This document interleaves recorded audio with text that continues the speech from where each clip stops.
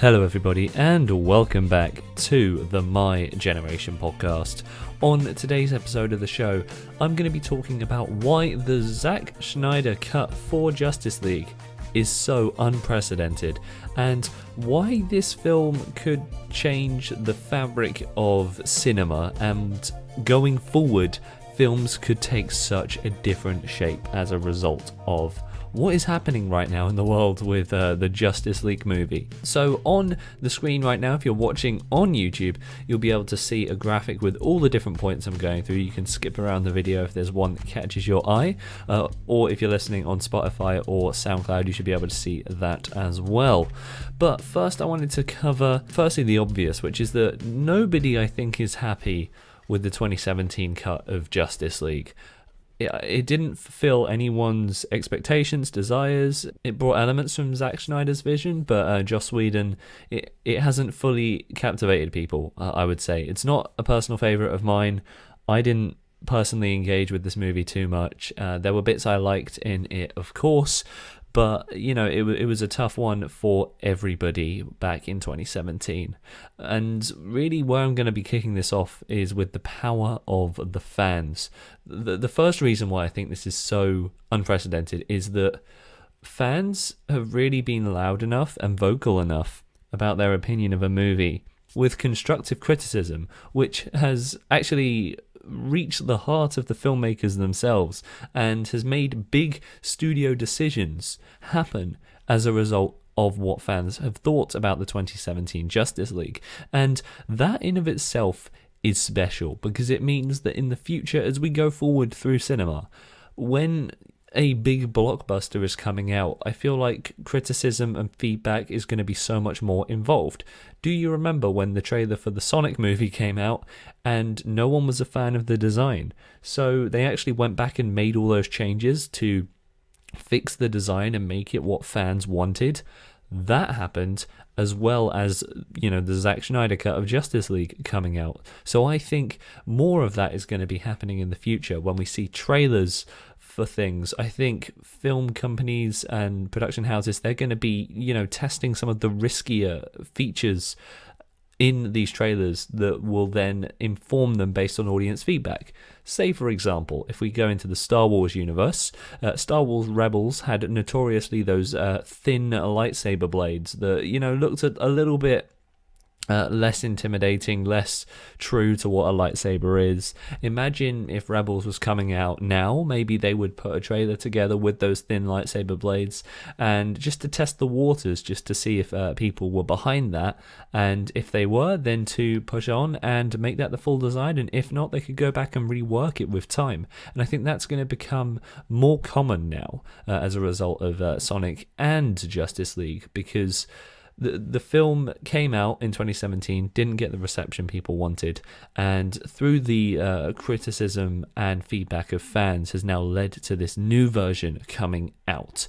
But that leads on to my next point, which is the power struggle within cinema that this does cause. It causes a bit of a divide because obviously not everybody loved the 2017 Justice League, but there will be people who enjoyed it. Casual fans, not necessarily you know the super fans that did go to see it in the cinemas. I know I actually went to see Justice League with my dad, and he liked it. You know, he's not a big superhero fan. He just likes a good action movie and a sit back and a good time at the cinema. So it didn't affect him too much, but so someone like that, this is not going to affect too much, because having a new version of a film won't affect someone who's not heavily invested in the story. But the reason this can cause a power struggle is if there are properties that have got cult followings that, you know, maybe the mainstream do want changes to, that's where it becomes difficult. Let's go back to the Star Wars example. Star Wars Rebels with the thin lightsaber blades. You imagine that, you know, there are going to be people that do or don't like those. There might be people who do like the thinner lightsaber blades in the series. So what if Disney went ahead and changed them to, you know, the thicker original style of blade? Would that sort of alienate the people that did enjoy it? And that's where there is going to be a power struggle potentially in the world of cinema as a result of this, because if a film at the magnitude of Justice League can be, you know, changed like this and having the Snyder Cut released, then this could happen to any big project. And I actually think that this power struggle will be a good thing. And the reason I think that is I think it will allow people to take time with their films. Notice, the Snyder Cut's going to have a release date, but it's, a little bit more ambiguous. They've just given 2021 as the year. And as a result, I think that people are going to be given time to finish their projects and to ensure that they are perfect when they go out, because Justice League did not go out in a perfect state. And what could have been a better idea would have been to either Zack Snyder stepped away from the film initially because of personal reasons. Now, maybe they could have slowed down production, paused the film, taken a break, instead of doing all these reshoots which changed the film so much, which felt more of like a panicked decision because of trying to get to a release date. I think this struggle of power is going to cause people to take their times with movies. We're seeing video games and films being delayed as a result of the lockdown and the restrictions that are all happening there. And I think that will positively impact the world of cinema and video games, because it means that deadlines are being pushed back so that people have the time to do the work they need to do in a comfortable, safe way, and a way that isn't, detrimental. It doesn't mean people are time crunching. They can have time for themselves. This power struggle is going to be an extremely good thing in cinema for Justice League. Next, we're moving into what it's causing with, the launch of HBO Max and how it's being made as like a pilot, really, as a massive driving force for the new service. A lot of people are going to come onto this for the new Zack Snyder Justice League cut. So, it's clear that this HBO Max is really going to be initially going after hardcore fans of cinema at its essence. I'm not a gigantic Justice League fan, but I will be getting my hands on this new movie when it comes out. I will be watching it, because I'm fascinated by cinema and I liked elements of the first movie, and so I want to see what they do differently, because it is fascinating to me, and I think it will be fascinating to people going forward. There's the auteur theory, which is a very popular theory discussed in the sort of history and theory side of film studies, because auteur theory talks about how a director's vision can mean so much for a film, how it overall controls the dynamic of a film, and how the director's vision is the key. An auteur is a director with a specific style, and that specific style is a result of them and almost them alone, is what the theory suggests. The theory is neither right nor wrong, it is just a theory, and it's one many people have different thoughts about.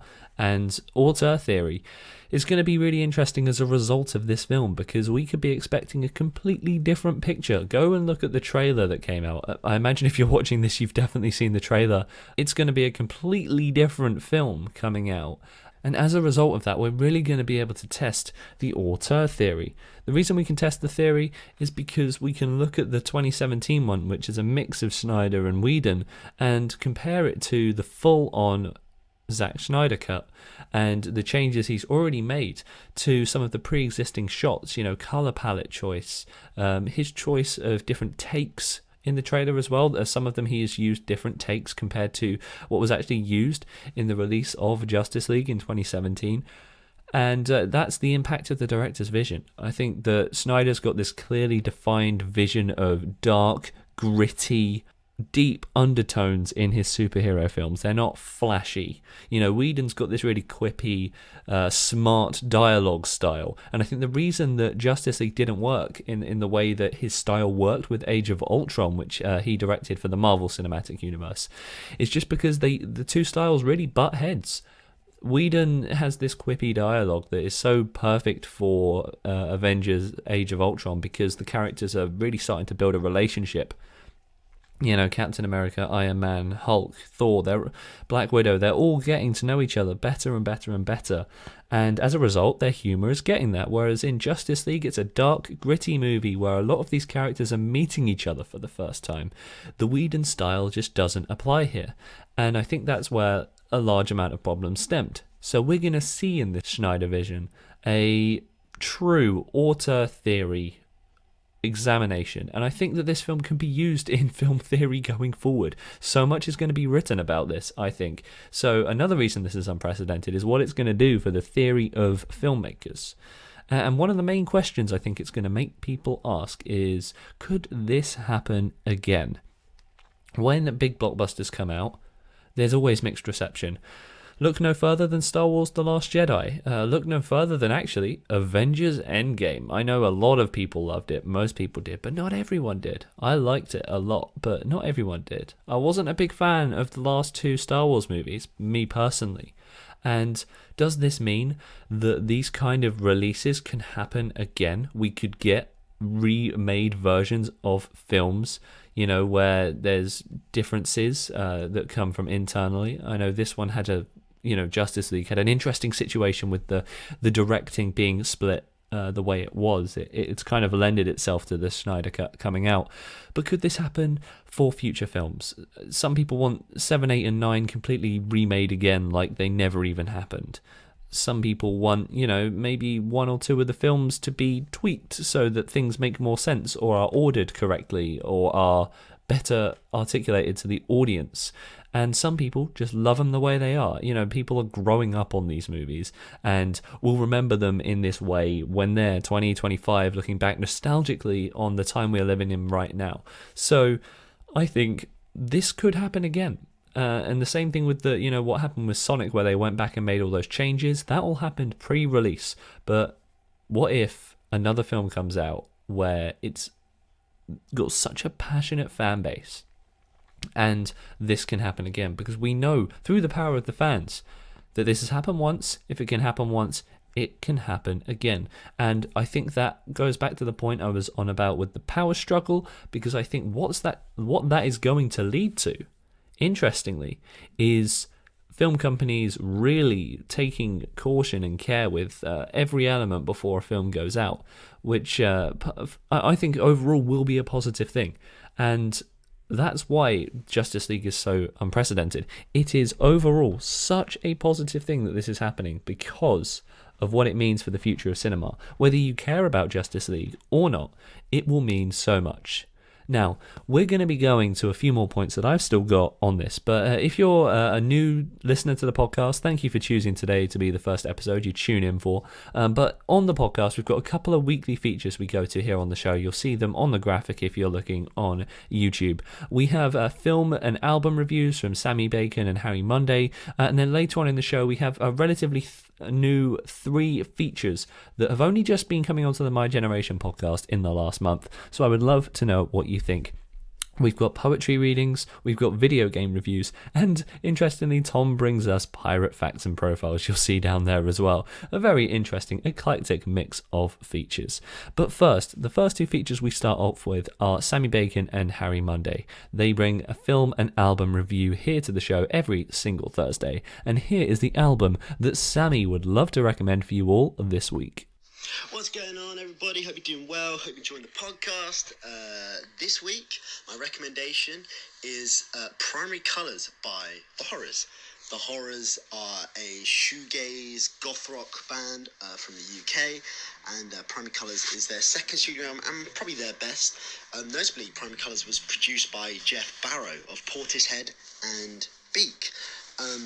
What makes the Horrors stand out, and particularly Primary Colours in particular, is their very creative approach to their use of synthesizers and guitar work.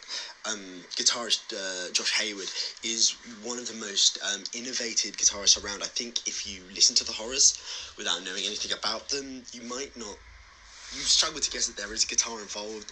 Josh Hayward has said in an interview that for most of his life he's very disinterested in sort of guitar-based music and mostly like dance stuff until he listened to Sonic Youth.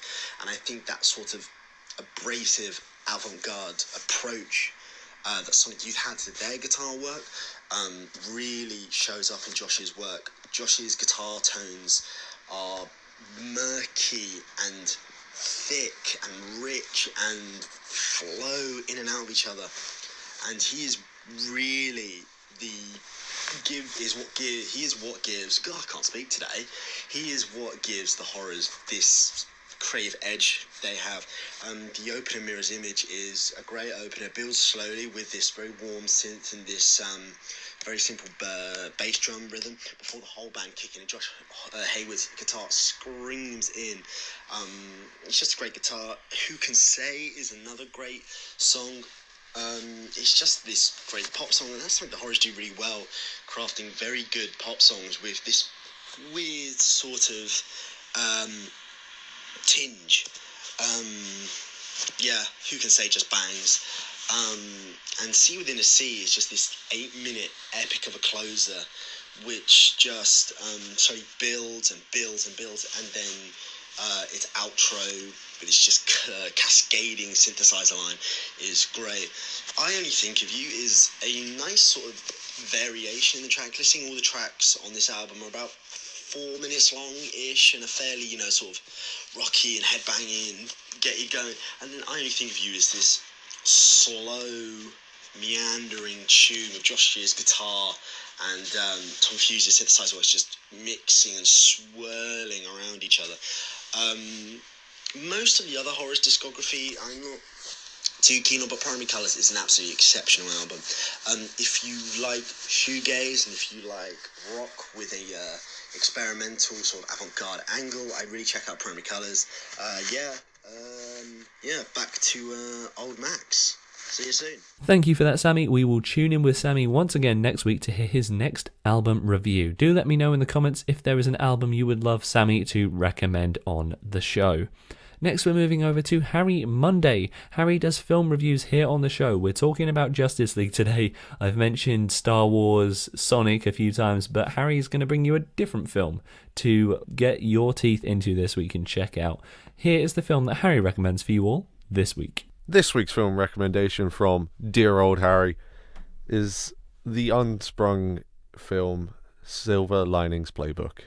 Now, this movie did garnish a bit of praise at the Oscars, but when this came out, I didn't hear a word of it till years later, while I was forced to watch this as part of my film studies in college.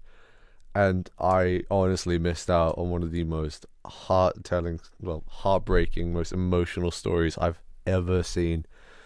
The movie follows Bradley Cooper's character and Jennifer Lawrence's character, but it follows them through both of them dealing with severe mental health issues.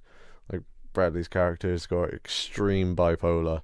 Jennifer Lawrence's character deal with the turmoil of a false marriage, and it's just so heartwarming to just see these two characters come together and find sort of fixes for each other in each other's broken pieces. One of the very few movies I've shed a tear at, and it deserved all the Oscars it got. Going back to Bradley Cooper's character, the utter just pleasure of seeing mental health shown in just such a raw, true way is mad. Like, this is one of the movies where it best shows what bipolar is like to a person. Shows how it affects family, shows how it affects everyone, shows what it does to a person's past, to their future. And it's just so mind-boggling just to see that acted out so perfectly by every character in this. And I recommend you go see that straight away. Thank you for that, Harry. We'll tune in with Harry once again next week to find out what his next film review is. Later on in the show, we'll have Emma Cusson's poetry readings, Joefinnegan's video game reviews, and Tom Axtell's pirate profiles. But we've still got a few more points to talk about as to why Justice League is just so unprecedented. Because next we're going to be going into why this is a completely different movie. There are only a handful, maybe 4 or 5 shots that we see in the trailer that are actually from the original movie. That actually, featured on screen in the original movie. We see different takes from some shots, and we see completely new stuff. But there is so scarcely actual shots that appeared in the original Justice League. And I think, obviously, that's done with intention to show, hey, we're making a different film. But it's going to be 4 hours long, released in 1 hour parts on HBO Max. And that, to me, will be very, very interesting because The original Justice League is not 4 hours. We will be getting new characters that were completely missed out on in the actual film, like Darkseid, Desaad, and also Iris as well, that we see in the trailers. Seeing entirely new story arcs coming out of a film that was already made, left on the cutting room floor, and also Cyborg as a character, most of his development, it's been fairly well documented, has been removed from this film. So he had a lot more involvement in the original version, and he's been vocally unhappy with that, which is very interesting, because we're effectively going to be getting 3 new characters and an origin story for a character we've already met in Cyborg in this movie. And the original Justice League was a long film. We're getting an hour and a half ish extra content, and there's no way it can be the same as the last one. Steppenwolf is completely redesigned. Yes, some of the dialogue's still going to be there, and I think it's going to hold a lot true to the 2017 version, but I think it's going to do so much more for the fans, and this is really, really built for the fans. I completely see that in this project. We are getting the vision the fans need. It's going to be so different. We're getting that origin story for Cyborg, and I think that's going to change context for events later on in the film because of what it all means. Cyborg was relatively unknown, so when he is syncing up with the mother box towards the end of the film, we don't really get a sense of why that's important. But I think all of this stuff is going to be so much more emotional once we've got the context we need, and how Darkseid and Desaad tie into all of this. So I actually plan to not watch Justice League 2017 again. I plan to take my time away, not look at any more content really, unless another big trailer comes out, and then just go in fresh into 2021 with the new Justice League. Hopefully I've forgotten a little bit more of what happened in the original one, so I can go in as sort of fresh as possible, is what I'm trying to do, because I want to feel that experience watching it, the differences.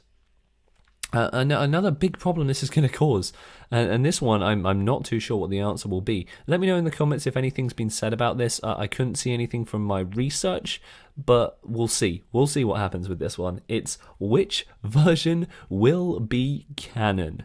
Now this is the question for me, because this changes everything, I think. Going forward, there's going to be more movies in the Justice League DCEU franchise. You've got the new Wonder Woman coming out.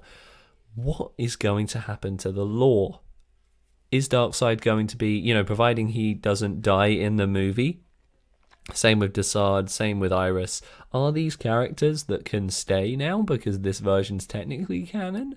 Or is the 2017 one remaining canon and this one is like a side story or a behind the scenes or a director's cut that doesn't really count?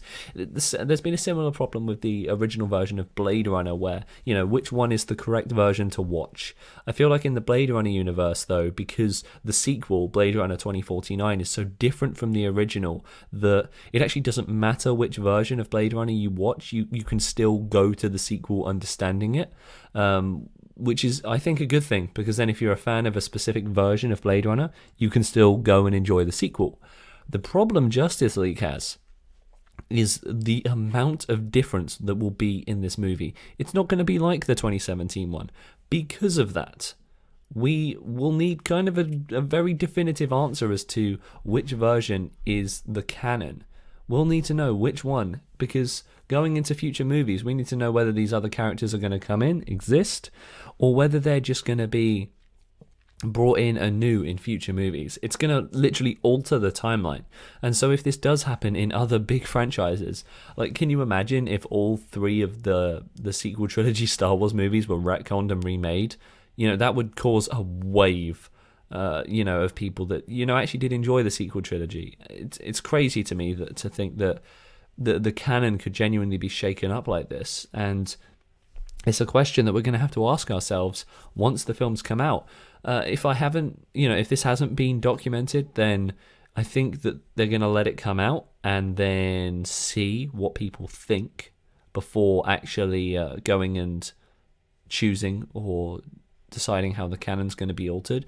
But I think they're going to want to communicate this with the fans, see what the general feedback is. So I'm very excited to see a potential shift up in the DCEU canon, because this could happen to Marvel, this could happen to any sort of cinematic universe, and it would arguably be more difficult in TV series if this was to happen, because in there you've got characters that have been built up over seasons and seasons, and people identify with these characters. I mean, the DCEU is not a very old cinematic universe, but people have incredibly strong ties with the characters because they've been around for so much longer, and that emotional tie is why which version will be canon is so important. And in deciding which version will be canon will become a basis for if this is to happen again or something like this. Because, Disney have changed the Star Wars canon, and so that's already been established that the in-universe lore of a media property can be altered. This will be even more game-changing, because we're actually not just, we will be retconning the 2017 one. It can't be both. It would have to be one or the other. And I imagine there will be people out there that actually did enjoy the original Justice League. They're just probably not that vocal about it. There will be people that enjoyed it, and how would they feel, especially if they care a lot about Justice League and they did enjoy the 2017 one? It's going to be interesting, and that discussion, once it's come out, will be massive. Now, the next point is the impact of real life on cinema. As we know, Zack Snyder stepped away from the movie during production because of his daughter's passing, tragically. And as a result, Joss Whedon stepped in to finish the film. The reason this has so much of an impact is because, people connect with Zack Snyder as a director. He is an auteur, he has a style, he's carried through the DCEU. It's not like the Marvel Cinematic Universe where a lot of the movies are directed by different people. He's done a lot for the DCEU, and people have got on board with him. If you like the other movies, you're on board with Zack Snyder. And this Justice League is kind of like, was meant to be his vision for how it was all gonna come to a head really. And with what was happening in his personal life, it's really drawn on a level of support from people. Using Hallelujah, Leonard Cohen's version of Hallelujah was an extremely poignant part of the trailer, because Snyder said that it has close personal, emotional ties to his family. The fans feel that, I think. They feel the emotional weight of it. The people who know the story and know what this all means, Hallelujah will mean so much more for them. And I think that's really, really quite a beautiful thing. That trailer is really beautiful when you have that knowledge of the real life of Zack Snyder and how that has impacted cinema. At the moment, with the current restrictions and everything going on in the world right now, the impact of real life on cinema has been very well documented, with social distancing coming into place, films being delayed, and all that.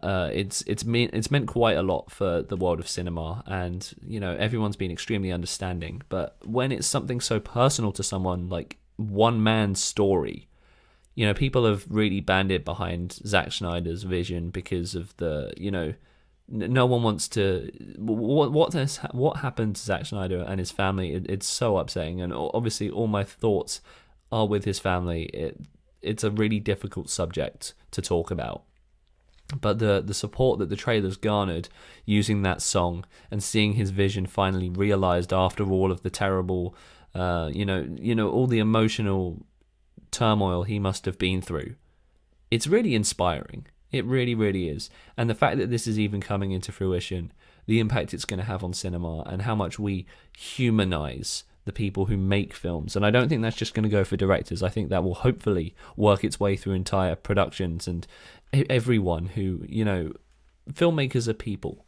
From, runners who are on set to the director at the top. Everyone through there is a person making a film. And it's why I always find it quite difficult to criticize a film completely, because there are so many people that go into making a film that it isn't just one person or one vision or a company always. It's the people that make the film. And it's why I find it hard to say, a film is bad, because there are often good parts within bad movies, but the people making it have still gone out and made something creative, and that is to be admired no matter what standard of film you're making. Someone's gone out there and made something, and that's beautiful in of itself. So that's why I struggle to find, all films bad. I can enjoy a film and not enjoy another movie, and that's where my ratings tend to come in for pieces of cinema. So when I can say I don't really enjoy the 2017 Justice League movie, and I objectively do not think it is that good of a movie, people still made it, and it's still a project that went out there and will have reached people. And my dad liked it. People liked it. I don't imagine tons of people loved it, and the core fan base definitely didn't, but it reaches people. And I think that the impact that that's going to have on cinema is going to become more humanized as a result of what's happened with Zack Snyder. Next, we have the creating alternate versions of films. This is really closing into my last point. And then after this, we're going to go into the 3 brand new features on the My Generation podcast that have only been here with us for a couple of weeks. But we have creating alternate versions of films. Like Blade Runner, I mentioned before, like having the black and white version of Parasite and releasing in cinemas. There's a Curzon local to me. They played black and white version of Parasite. That's awesome. Logan had a black and white version released on its DVD, Blu-ray. Blade Runner had its extended version, theatrical version, director's cut version. I think we may see a new age of different versions of films coming through.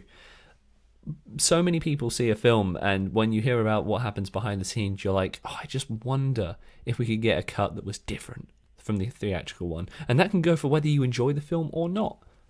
It's fascinating to me whether, people enjoy a version that came out in theaters or want more, or actually want maybe some of the theatrical version, taken out. I saw the film Logan Lucky in cinemas, and I thought, we could have scrapped the last quarter of the film. I thought, it should have finished 3/4 of the way through. I would have taken 15, 20, 30 minutes off of the film, and it would have been a better movie for me. I think I graded it down because of that. We all want to see these different versions of films. Passengers, great example of a film I would have loved to have seen an alternate version for. If you started Passengers from the perspective of Jennifer Lawrence's character as opposed to Chris Pratt's character, you would have got a very ominous film, and that would have changed the tone, and you could have tonally shifted it.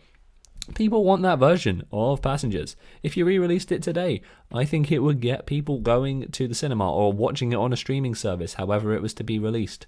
The New Mutants movie that came out and had all the controversy surrounding, it taking so long to come out. Maybe, the theatrical version hasn't had the reaction they would have hoped for, I think. And maybe, another version is something that people who care about the X-Men franchise would have wanted. So, in conclusion, Justice League 2021 is going to have a gigantic impact on the world of cinema. Let me know in the comments below if you think I am just waffling on and have no real point here, or you agree with some of what I've said. Whether you do or do not agree, I would love to hear what you think in the comments. This is really, hopefully, just opening up a discussion. I just want to talk about this, and I want to hear what you think about this. So please do let me know in the comments below. I would love to hear what you think about Snyder's Justice League. Will you be watching it when it comes out straight away? Do you like the 2017 Justice League, or are you really impartial and you just want to see what happens to the world of cinema as a result of this announcement? Thank you all so much for watching, everyone. We've got 3 more features to keep going with on the show, so please do stick with me, because they are great features that we have here every Thursday on the My Generation podcast, and relatively new to the show. So please do keep your support up, because I've loved having their features here on the show. It is firstly Emma Cusson's poetry readings. Emma comes on the show every Thursday to share one of her personal poems with us from her personal poetry collection. And here is the poem that Emma would love to share with you all this week. Have you ever met the human embodiment of a cold glass of water on a hot summer's day? So refreshing, no second guessing. Have you ever wanted to fall into someone, not because their arms are wide open ready to catch you, but because you knew their embrace was worth the chase? My naturally messy hair would always find ways of leaving parts of me on you. It would lay dormant and come night tangle and curl around your heart. You're mistaking it for butterflies when you see me, and compromise what you couldn't foresee.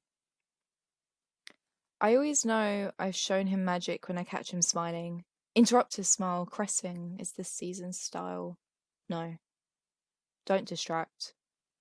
You're driving, you're guiding, through the softest parts of September, make him remember, then dismember the parts of you that are an offering. What you see in me I am led to believe is just another trick up your sleeve. But I disbelieve what I believe, for I misconceive you give me a reason to breathe when I thought you was asking me to leave. This poem is called Magic, and I wrote it about the feeling you get when you feel you're falling in love. Not necessarily with a lover. This can be your best friend, a family member, or simply a pet you own. But the feeling is there. And thank you for that, Emma. Thank you for sharing your poetry work with us. We look forward to sharing Emma's next poem next week here on the show. We're next moving over to Joefinnegan, who does video game reviews here on the show every week, bringing you games from different consoles, from PCs, anywhere, any era, new, old. Always a different game from Joe every single week. And here is the game that Joe would love to recommend for you all this week. Hi all. This week I wanted to talk about easily one of my favourite games of this generation, which is called Hollow Knight. It's hard to explain why I love this game so much. It's a side-scrolling game in which you use your nail to fight enemies, and this has other uses as well, where you can deflect off of objects and even certain enemies, and this is where the platforming elements come into the game. You fight a wide range of bosses, all with their own little gimmicks. You might have one guy slam into the ground from the ceiling, which you have to avoid, and another might use ranged magical attacks, for instance. You pick up new skills such as double jumping and charge dashing as the game goes on, and this opens up the map, allowing you to revisit hidden areas that weren't accessible previously. The story is a little bit out there, and if I'm honest, I kind of glanced over it in my playthrough, but the presentation and atmosphere of the game is so good and kept me interested in it throughout. Hollow Knight's currently available on all consoles, and I really recommend you check this game out. Back over to Max. Thank you for that, Joe. We'll tune in with Joe next week to find out what his next video game review is. Have you got a game that Joe should be reviewing and playing? Please let us know in the comments below. Joe also streams on Twitch at ThatSoJoe. So if you want to find him on there, you can go over to his Twitch. His Twitch channel, That's So Joe. Please go follow him. He's a great streamer, plays loads of different games as well. So just like he is on the show, he is full of variety. And this week, I'm not going to be closing the show because I'm going to pass the honour over to Tom Axtell, who does Pirate Facts and Profiles. Every single week here on the My Generation podcast, Tom brings us a story of a pirate of old.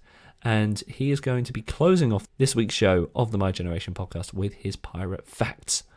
Thank you all so much for watching, everyone. I really hope you've enjoyed this discussion on Justice League. It's been a great one to talk through with you all. I can't wait to hear what you think in the comments below. It's going to be fascinating. So I'm now going to be handing over to Tom to close this week's episode of the show. Thank you for listening, and we'll tune in with you all next week for the next episode of the My Generation podcast. Hello and welcome to Tom's prolific pirate profiles. Today we are talking about Bartholomew Roberts. Born in Wales near Haverfordwest, Roberts proved himself to be a competent sailor early on, and in 1719 he became the second mate on a slave ship called the Princess. On a voyage to Ghana, the Welsh pirate Howell Davis captured the ship and forced several crew members to join his crew. Only 6 weeks after joining the crew, Davis was murdered, and Roberts was somehow promoted to captain. Roberts took to captaincy quickly, and his first act was to attack the town where Davis was killed, in revenge. After this, Roberts found a treasure fleet in Brazil, which was bound for Portugal. There he found 42 ships and 2 escorts. These escorts were men of wars, outfitted with 70 guns each. Powerful ships, but slow. Roberts sailed into the bay, pretending to be part of the convoy, and managed to take a ship without any other ship noticing. He had the ship's master point out the richest ship at anchor. Roberts sailed up and attacked. Taking both ships, Roberts sailed them both away, with the escorts too slow and heavy to catch up. This was a successful and rich prize, so rich that while Roberts was taking another prize, some of his men, led by Walter Kennedy, made off with the treasure and the loot. This, naturally, angered Roberts, who devised articles and made newcomers swear to them. These articles included payments to those injured in battle and punishments for thieves and deserters. Because Kennedy was Irish, these articles made sure that no new crew members were Irish themselves. Roberts quickly became well known in Barbados, and when authorities learnt he was nearby, they sent 2 pirate hunters after him. Roberts found one of these ships, and not knowing they were after him, turned to try and take it as a prize. The other ship fired, and Roberts was forced to flee. After this, Roberts became harsh to ships specifically from Barbados. Roberts' flag, a pirate and a skeleton holding an hourglass between them, became so feared that when he sailed towards Newfoundland in June 1720, one sight of the flag made all of the crew and townspeople flee. Roberts then looted all 22 ships in the bay, apart from one which he then took as his flagship. Since Roberts took so many prizes, his flagship changed frequently, although he would always rename it to the Royal Fortune. Roberts was known for his cruelty and discipline. Early in 1721, he killed a crew member in a brawl, and was later attacked by his friends. A faction of his crew wanted to escape, and a few deserters, led by Thomas Anstis, left in April 1721, although they proved to be unsuccessful. Another example of Roberts' cruelty was in January 1722, when he found a slave ship called the Porcupine at anchor. With the captain ashore, Roberts took the ship and demanded a ransom. The captain refused to deal with them as they were pirates, so Roberts ordered the ship burnt. Roberts, however, neglected to free the slaves on board, so they were left to burn the ship. The end came for Roberts in February 1722, while he was repairing a ship. A large vessel approached, and then went to flee when they saw Roberts. Roberts decided to send a consort ship to capture him. The ship was actually called the Swallow, and had been sent out to capture Roberts. Once the Swallow was out of sight, it turned to attack, managing to cripple the consort ship. The Swallow then returned, and Roberts decided to take it, face on. Roberts sailed to meet the Swallow, and the fight started. However, pretty early on, Roberts was killed in the first broadside. Grape shot fired from the Swallow tore out Roberts' throat. After seeing this, his men threw his body overboard, and then quickly surrendered. Over 150 pirates were captured that day. And that was the story of Bartholomew Roberts.